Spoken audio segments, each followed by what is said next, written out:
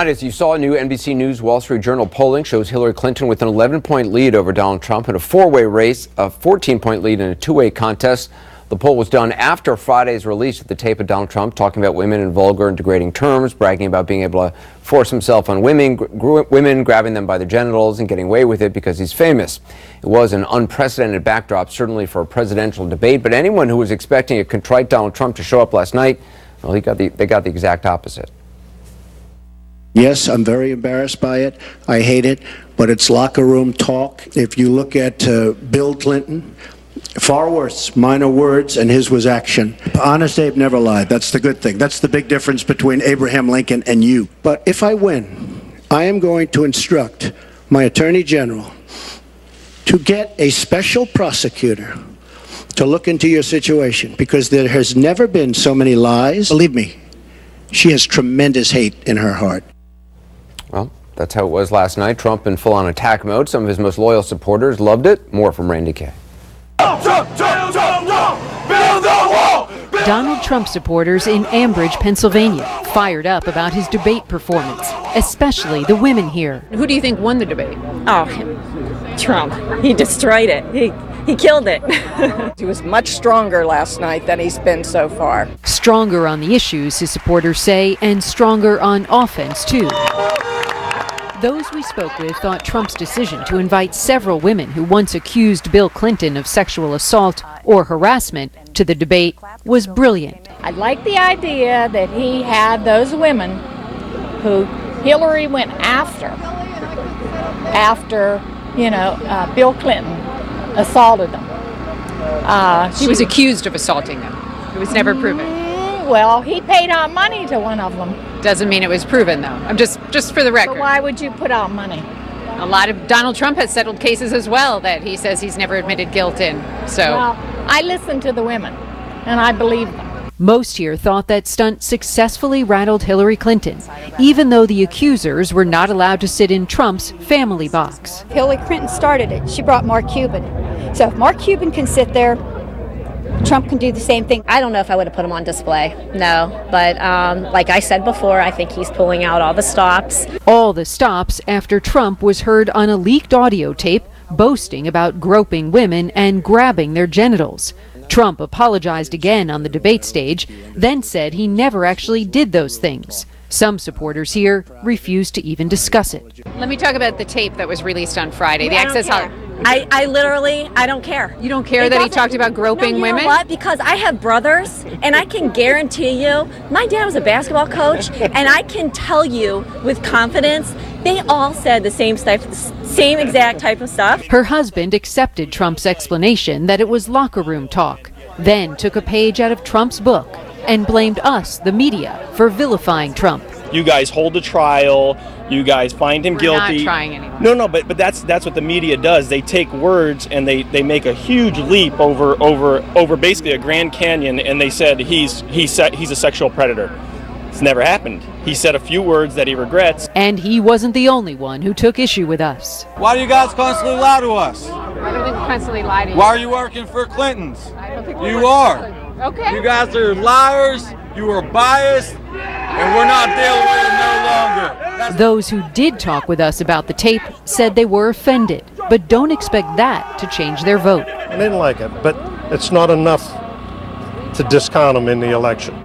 We've all said things that we're ashamed of, all of us. None of us are perfect. Definitely not perfect, but presidential, that remains to be seen. Randy Kay, CNN, Ambridge, Pennsylvania. Well, my first question to Donald Trump last night was about the tape released on Friday. Remember, this was after he'd released a statement and a video to apologize. In both apologies, he brushed off his vulgar remarks as, quote, locker room banter. He was bragging about out-and-out sexual assault, grabbing women by their genitals, forcibly kissing them. Last night, he doubled down on that strategy, saying, quote, it's locker room talk and it's one of those things. To some women, though, his words and tone sounded dismissive. A lot to discuss. Joining me, CNN political commentators Anna Navarro and Scottie Nell Hughes.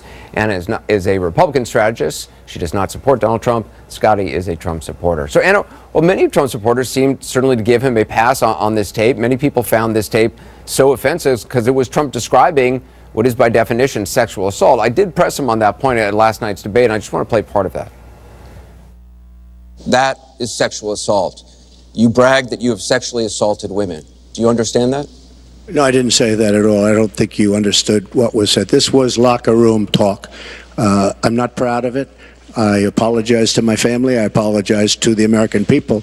Certainly, I'm not proud of it. But this is locker room talk. I mean, by the Department of Justice definition of sexual assault, what he was talking about, the behavior was sexual assault. Do you think his answer, though, put this issue to rest for him or won him any new supporters? Anna?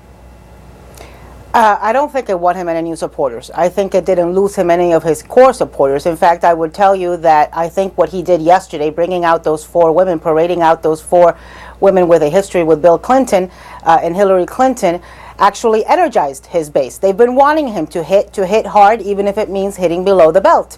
I think it repelled, antagonized, disgusted a lot of independents, a lot of moderates, a lot of independent-leaning Republicans who, or Republican-leaning independents who just found it disgusting and gutter politics. But look, this issue about his supporters giving him a pass on this is consistent with what his supporters have done from day one.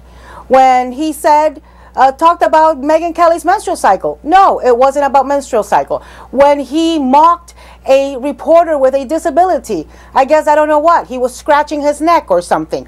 When he called a judge incapable of doing his job because he was Mexican, despite the fact that he wasn't Mexican, no, that wasn't racism. When he called Carly Fiorina ugly and said her voice was irritating, no, that wasn't sexism. This type of Stepford wife and Stepford husband behavior and reaction from Trump supporters giving him a pass, telling us that what we heard is not accurate, what we saw is not accurate, has been the modus operandi from day one. Nothing has changed. Scotty, do you think he put this issue to rest last night by continuing to say it's just locker room talk and apologizing? Well, I think it's actually developed since Friday, since the tapes came out, because he did apologize for it, and that obviously was not acceptable to people, to some like Anna and others. But what has developed since then has been very interesting, because now you're seeing the exact words that Donald Trump said. It's being reflective, is the fact that there is hate in her heart. And what I just heard, with all due respect, Anna, is you just insulted all of the female supporters of Mr. Trump, calling us all Stepford wives. That sort of name calling is not justified, and this is the problem with the feminist movement today. Donald Trump does it, let her answer. Is that they feel like they're justified in spreading hate because they feel like that because Mr. Trump said something 11 years ago that you are justified in spreading hate and calling other people's names. And I'm sorry, maybe I'm held to a higher standard because I have little eyes that are watching how I handle these types of situations. But the last 3 days, I have seen nothing but absolute unbridled vileness and disrespect from one woman to another. And I think past the election, past November, we're going to have a real issue because now women are being, younger generations of women are being taught that it's okay to hate other women, that they're justified in their hate if you don't agree with them. And I think that, unfortunately, I think, you know, the feminist movement is having a major effect right now, so, Scotty, in not a positive way. When Donald Trump said that Hillary Clinton has hate in her heart and called her the devil, you agree with that?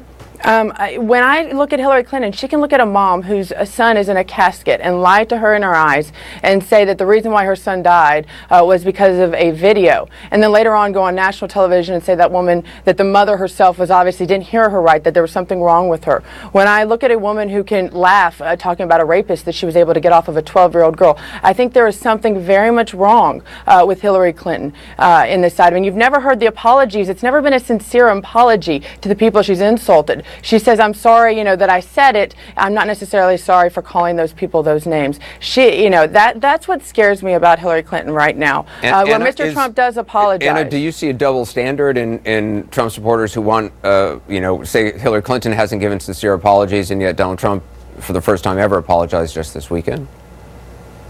Right, after having admitted earlier in the campaign that he had never expressed regret, he had never asked for forgiveness, not even from God. And what I find, frankly, hypocritical, and I find inconsistent, I find absurd and surreal, is for Scotty or any of his supporters to tell me that I'm spreading hate, to tell me that I'm name-calling. This man has been doing nothing but name-calling and spreading hate from the first moment he announced June 16, 2015. He called Mexican rapists. He has called Rosie O'Donnell a fat pig. pig. He has called Carly Fiorina ugly. I mean, what do you call that? He has called Miss Universe, here's the disgusting and said he makes sex tapes. Here's the Let me tell you what the difference is. The difference is Anna. I'm just a TV pundit. The difference is he's trying to run for the Anna, highest office of the land, representing all Americans. I want you and let me both to tell you hold something, this thought. Scotty. You gotta I hold get this thought. stopped at airports. I get stopped at airports by victims of sexual assault who say to me, "Thank you for speaking up. Thank you for understanding that that is sexual assault, that an unwanted sexual assault, a man who thinks he is entitled and powerful, being able to grope a woman who does not want it is sexual assault." So it may not mean anything to you. It means a lot to me. Scotty, you'll be able to respond in a second. We've got to take a break. We'll have more on this discussion. We'll also take a look at the body language expert breaking down for the last night's debate. We'll be right back. Implement those.